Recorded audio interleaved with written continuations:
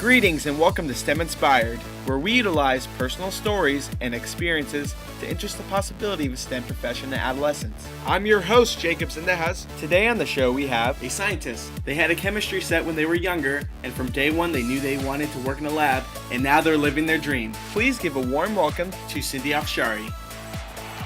Could you tell us your name and what you do for a living? My name is Cindy Afshari, and I work in a biotechnology company called Amgen. I work in the research and development group. Okay, very interesting. And what is it like to go to work every day? So coming to work at Amgen is a really exciting place. We're really focused at developing novel therapeutics for diseases that currently don't have very good treatments. So I'm certainly very inspired to come here, roll up my sleeves, dig into some tough science to ultimately lead to helping people and finding cures. And what is the best part about your profession? I think the best thing about being a scientist is just every day's different. Every day you get to think about challenges, and it's kind of like putting puzzles together. You have some days where you're doing experiments and things work really well, and that's very exciting. And of course, you have a lot of days where things don't work out as you expected. But as a scientist, that's actually the fun part too. And what is rewarding about your profession? So I think what's rewarding about my profession is certainly that idea that we can really help people, and that there is a lot of disease that impacts people that are in, our families, our friends, our neighbors, and really saying, if we can find something that can help them lead healthier, better lives. And has helping people been something you're very passionate about? I think for me, when I was a kid, I was always really fascinated by medicine and biology, but I never wanted to be a physician. I felt like I was more interested on how I could do things in the lab or through engineering to help people. But I was always really interested in how you could help people. And when you were younger, about 8 to 14, what did you imagine you would do for work? Yeah, so I think I imagined I would work in a lab and I would be doing some kind of, back then I didn't know exactly what it was, but I always said, well, I'd love to be doing cancer research. And, of course, I knew people in my family who had cancer, and at the time there was just really no kind of obvious major successes happening there. And so I just really was always inspired to think about that as a dream. I actually probably didn't think that it would ever happen because, again, growing up in the town that I was in, there weren't any major research centers. There were no mentors or anybody available to tell me, well, how do you actually get to do that job? Of course, today I do that job. And so I'm pretty excited that I'm probably one of those rare cases of what I dreamed to do, I'm actually doing. And I feel really fortunate about that every day. But it was one of those things that I dreamed about. And I think really through some luck and then some guidance along the way, I ended up actually doing it. Mm-hmm. Yeah, so when you were younger, you already knew you were going to be in a lab when you were really young? Well, I wanted to, I asked for a chemistry set one year. So I went down in my parents' basement with my little chemistry set and, was doing the little experiments and the recipes in there. And so I liked it. It was play, right? It was pretend, but I had fun with it. I always liked science more than other classes in school. So I think it was just kind of following my heart was what I was doing. And was that introduced from your mother and your father? Was that something that just kind of, you said it started at a very young age, so was that just something that was just really introduced, or it was already there or established when you were younger and it just kind of something you fell into? Yeah, my parents were great because they supported me to what I wanted to do, but they never told me what I should do. So, again, for me getting the chemistry set or the microscope wasn't them going out and buying and saying, here you go. It was me saying, Mom, I really want this. Again, I just feel fortunate that I kind of felt it in my heart, and they enabled it. I actually read a lot of biographies about different scientists or people working in medicine or people like veterinarians, and I just was always very interested in nonfiction and stories about people. So I think it's through those stories and reading about those scientists that again kind of gave me a vision of what a life as a scientist would be like. Mm-hmm. Yeah. What are your most vivid memories of school or your childhood? I think one of the things which I learned about myself, which is maybe a little bit different, is I got into middle school and people would always ask you the question, well, what do you want to be when you grow up? And so when I told people, well, I want to be a cancer researcher, I want to be a scientist, what was interesting was a lot of people, in fact, some people said, well, you'll never be that. And that was interesting to me and probably says something about me, because the fact that they told me I would never be that, and that was based on their vision and kind of our small town that we lived in, just them not knowing scientists, and certainly maybe some bias around, in their mind, what makes a scientist. I had a physics teacher who had some extra clubs and some extra special activities that just really gave us a chance to be creative and to kind of really get a little bit deeper into things. And so that really helped me, again, just understand that I really loved doing that and I loved the problem solving.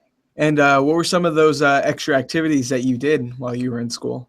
Well, we did a project where, again, it's going to sound funny today, but back then it was working with a company to design what looked like an energy efficient home. This is back in the late 70s and early 80s, where you think about energy and the environment isn't what it was today, but it was back then thinking about the future. If you were going to develop a highly energy efficient home, what would that look like? And working with real life engineers to think through that. What experiences or inspirations were you like? Did you have when you went to these events? What was interesting was just to see what life was really like. I think it also told me maybe some things I didn't want to do. For example, working in the blood processing lab, it was interesting. I got to see how real instruments worked and how the people in the lab worked. I also thought, well, maybe it looked a little bit boring for me because they kind of did the same thing every day. I thought maybe something that's where every day is a little bit different, and that's kind of what pushed me more towards research field as opposed to like a medical technology or a more applied field. Wow, that's great. Can you tell me about someone who has been the biggest influence in your life? I've had a number of influences in my life. Certainly my parents, I would credit them for putting up with me, I guess, when I was a kid and reading me all those books, but also just never making me feel like I couldn't do something. They never helped me out when I was struggling. Well, what do I want to do? They always really let me make my own decision. They never stood in the way of me, of anything that I wanted to do. I think another person I would credit is when I was an undergraduate doing research in the lab with a biochemistry professor. He really inspired me to continue to pursue my studies in biochemistry, and really encouraged me to go to graduate school for my PhD. And really having that experience is what's enabled me to get to where I am today. What advice would you give to children who would like to enter a STEM profession? Because I think, especially going into a STEM profession where a lot of the work is experimental, there's going to be a lot of things that aren't going to work, and it's not going to be very routine. So it's tough. It's hard. Every day you come in, there's new challenges. So you have to love it. You just have to really want to do it, because if you don't, it's going to be hard, and it's going to be very discouraging, and can just be something then that you won't be successful at. And be open-minded to different things. And in the end, you might think, well, I'm interested in physics, or I'm interested in biology, or I don't know, but be open and explore it and really see where your interests lie. So you have to stay agile with your learning, and just always be trying to see what's on the horizon and make sure that you're keeping up with it. You talked about doing what you love, and the determination. Where did that come from, that motivation to continue on with that challenge and to strive for that goal? So I think for me, the conviction to strive for the challenges was always driven by this idea, if I could just help one person, if I could find some medicine or way to use a medicine or approach to just help one person, that would be satisfying for me. It really just continued to inspire me. What attracted you to work at a place like Amgen?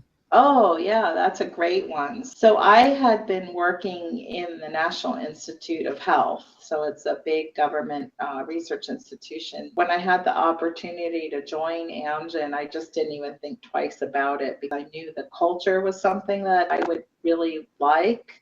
I liked the team spirit and dynamics within Amgen, but the mission of Amgen is what really attracted me, and that ability to take that science to pretty rapid application in the clinic working with physicians was a unique opportunity compared to what I had in kind of that academic setting.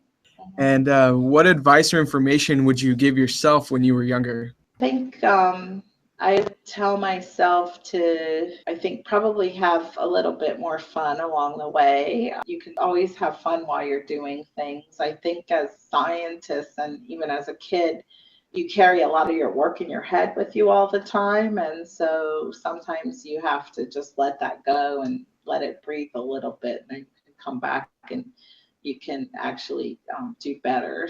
And how was that experience for you? Being a female in this field.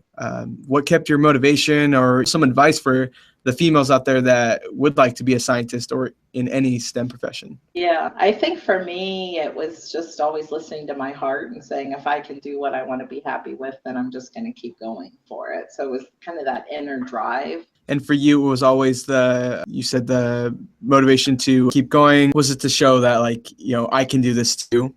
Yeah, it was, yeah, and it was just to say I had this dream or this vision, right, and this feeling of what made me happy. And so it was just to continue to pursue that, is to say, I'm not going to give up as long as I'm being successful at it, is to just keep moving forward. Well, you can show them now because you've certainly made it. Well, I'd like to thank you for taking the time to share your story. It's been really inspiring. Yeah, thank you.